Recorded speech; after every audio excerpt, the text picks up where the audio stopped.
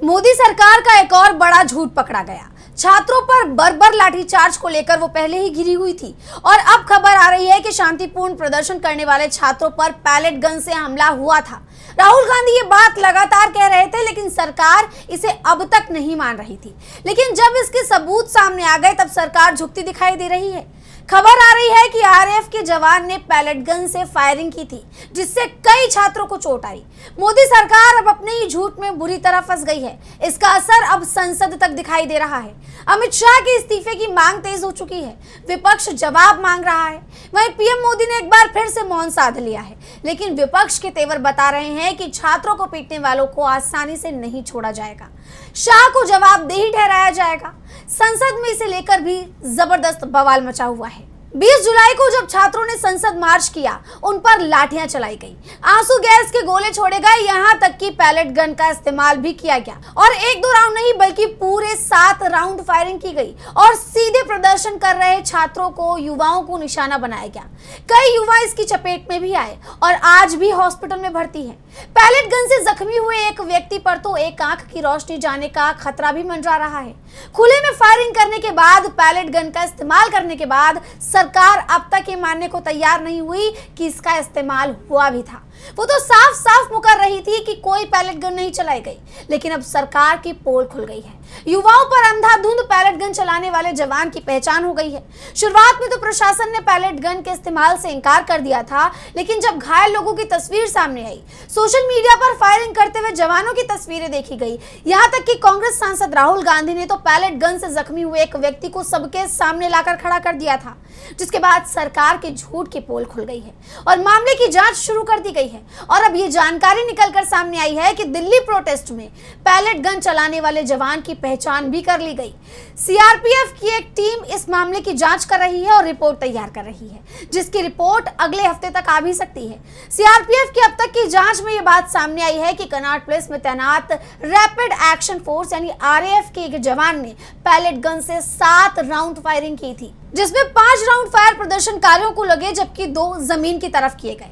कहा तो सरकार ये कह रही थी कि पैलेट गन का कोई इस्तेमाल नहीं हुआ और अब 1-2 नहीं बल्कि पूरे 7 राउंड फायरिंग की बात सामने आ चुकी है।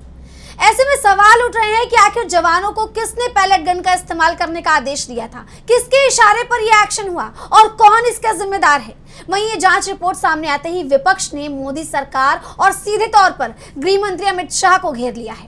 लोकसभा में नेता प्रतिपक्ष राहुल गांधी ने खुद मोर्चा संभाला। उन्होंने सीधे शाह से सवाल पूछे, क्योंकि प्रशासन का ये सख्त एक्शन सिर्फ दिल्ली में प्रदर्शन कर रहे छात्रों पर ही नहीं लिया गया, बल्कि बिहार में भी ऐसा ही हुआ। बंगाल में भी यही स्थिति नजर आई। बिहार में छात्रों पर न सिर्फ लाठियां चलाई गई बल्कि AK-47 से भी फायरिंग हुई है। ये बातें भी कही जा रही हैं। वहीं अब इस तमाम मुद्दों को लेकर कांग्रेस सांसद राहुल गांधी ने गृह मंत्री अमित शाह और पीएम मोदी को बुरी तरह से घेर लिया है। उन्होंने सोशल मीडिया प्लेटफॉर्म एक्स पर पोस्ट किया कि छात्रों के खिलाफ पूरा का पूरा सिस्टम ही जानलेवा है। खबर आ रही है कि बिहार में प्रदर्शन कर रहे छात्रों पर AK-47 से गोलियां चलाई गई हैं और सैकड़ों छात्रों को गिरफ्तार करके उन पर FIR की जा रही है। मोदी जी, कहां गया आपका वादा कि छात्रों पर कोई FIR नहीं की जाएगी और उन्हें रिहा कर दिया जाएगा? उल्टा उन पर घातक हमले और बर्बरता की जा रही है। दिल्ली में छात्रों पर पैलेट गन चली और अब बिहार में AK-47। उत्तर प्रदेश, पश्चिम बंगाल, बिहार हो या दिल्ली, हर जगह पैटर्न एक ही है। पहले भी कहा है, ये सरकार झूठी है, सुधार इनके बस का नहीं, अपनी बातों से मुकर जाएगी और हर तरकीब से छात्रों की आवाज दबाई जाएगी। मोदी जी, देश के छात्रों से माफी मांगिए और जिन्होंने छात्रों पर हमला किया है, उन्हें कुचला है, उन पर कार्रवाई कीजिए, छात्रों पर नहीं। छात्रों के साथ सरकार और प्रशासन की तरफ से की गई क्रूरता को लेकर पूरा विपक्ष एकजुट हो गया है और अब ये मुद्दा सिर्फ सोशल मीडिया तक सीमित नहीं रह गया बल्कि संसद तक पहुंच चुका है। संसद में विपक्ष ने इस मुद्दे पर चर्चा की मांग उठाई है। साथ ही संसद परिसर में विपक्षी सांसदों ने जोरदार प्रदर्शन भी किया। इस दौरान अमित शाह जवाब दो, लाठी का हिसाब दो जैसे नारे जमकर लगाए गए। अमित शाह जवाब दो, अमित शाह जवाब दो, अमित शाह जवाब दो, अमित शाह जवाब दो,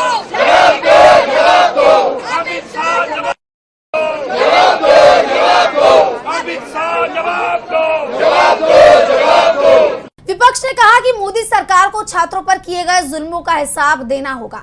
इस पर कांग्रेस सांसद पवन खेड़ा ने साफ कहा है कि मोदी सरकार को छात्रों से, इस देश के युवाओं से माफी मांगनी होगी। उन्होंने साफ कहा कि शाह और मोदी को पैलेट गन के इस्तेमाल की जिम्मेदारी और जवाबदेही लेनी होगी। सुनिए किस तरह सरकार से जवाबदेही की मांग कर रहे हैं पवन खेड़ा।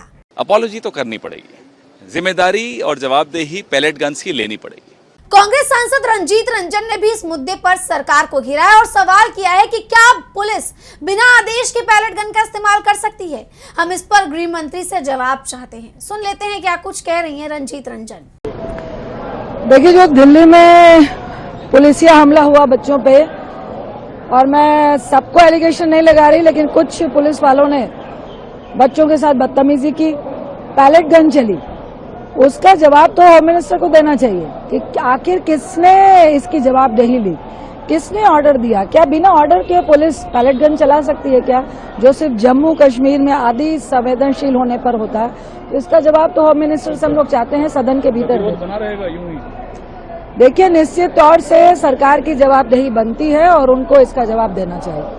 सिर्फ कांग्रेस ही नहीं बल्कि दूसरे विपक्षी दलों ने भी छात्रों पर हुई फायरिंग और लाठीचार्ज को लेकर मोदी सरकार को जमकर सुनाया है। टीएमसी सांसद महुआ मोइत्रा ने साफ कहा कि मुझे नहीं लगता कि सरकार अभी हमें कुछ बताने की स्थिति में भी है। संसद परिसर में पत्रकारों से बात करते हुए महुआ मोइत्रा ने कहा कि हमने जो देखा वो पहला कदम है, धर्मेंद्र प्रधान का इस्तीफा, भले ही इसमें देरी हुई हो। सबसे जरूरी बात गृह मंत्रालय की जवाबदेही है।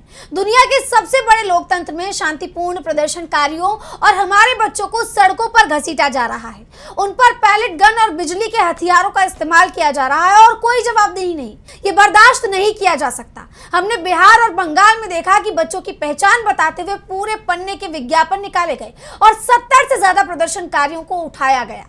वो यही नहीं रुकी, उन्होंने आगे कहा कि इस प्रदर्शन का एक हिस्सा स्पष्ट रूप से यह था कि प्रदर्शनकारियों के खिलाफ सभी एफआईआर वापस ली जानी चाहिए। इस बर्बरता के लिए कौन जिम्मेदार है? दिल्ली पुलिस और सीआरपीएफ दोनों ही एक व्यक्ति अमित शाह को रिपोर्ट करते हैं। अगर उन्होंने आदेश दिए हैं तो उन्हें जवाब देना होगा, अगर उन्होंने आदेश नहीं दिए हैं तब भी उन्हें जवाब देना होगा। आरएएफ की पहली महिला आईजी ने स्वीकार किया है कि उस दिन यानी 20 जुलाई को जरूरत से ज्यादा बल प्रयोग और प्रोटोकॉल के बाहर की कार्रवाई की गई थी। अमित शाह को आकर जवाब देना होगा इस क्रूरता के लिए। आज विपक्ष की यही इकलौती मांग है। वहीं राज्यसभा में भी ये मुद्दा विपक्ष ने उठाया। कांग्रेस सांसद प्रमोद तिवारी ने सदन में मुद्दा उठाया। उन्होंने साफ कहा कि सदन सर्वोच्च है और देश में जो कुछ भी घटित होता है उसके बारे में बताना मंत्रिपरिषद की जिम्मेदारी है।